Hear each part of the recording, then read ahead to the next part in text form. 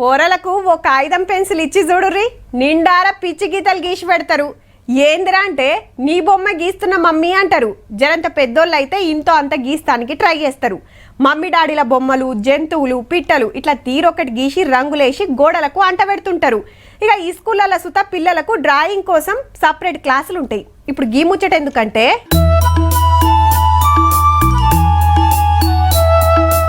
ఈ అన్నను చూసుకుంటా దబ్బ దబ్బ బొమ్మేస్తుండు. మొదలు పెన్సిల్ తోటి అటెన్క స్కెచ్ తోటి పురాగా గీసినాక చూడుర్రీ సేమ్ టు సేమ్ అనిపిస్తుందిలే. గీసొంటి మస్తుగా చూసినామనొచ్చురు. సంటి బిడ్డ కన్నీళ్లు పెడుతున్న గీ బొమ్మ చూడుర్రీ బుజ్జమ్మే కండ్ల ముందున్నట్టు అనిపించొచ్చు. మనుషులు, పిట్టెలు, ప్రకృతి అందాలు, దేశంలో తోపులు, ఇడర్లు కొంచెం పట్టిండంటే అచ్చు గుద్దినట్టే వేస్తుండు. మళ్ళా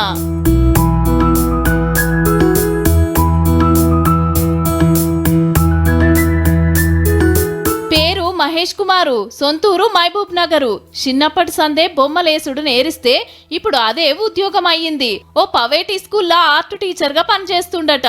సారు నజర్ల పడ్డదంటే ఏదైనా అదిరిపోయే ఆర్ట్ కావాల్సిందేనట.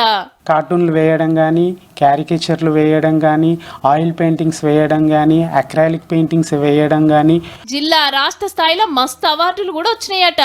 మీ ఇండ్లల్లో కూడా పోరళ్ళు చిన్న చిన్న బొమ్మలు వేస్తుంటారు టైం పాస్ కు. మంచిగా ఎంకరేజ్ చేస్తే రేపటి నాడు తోపు ఆర్టిస్టులు కావచ్చురు. చూడుర్రి మరి.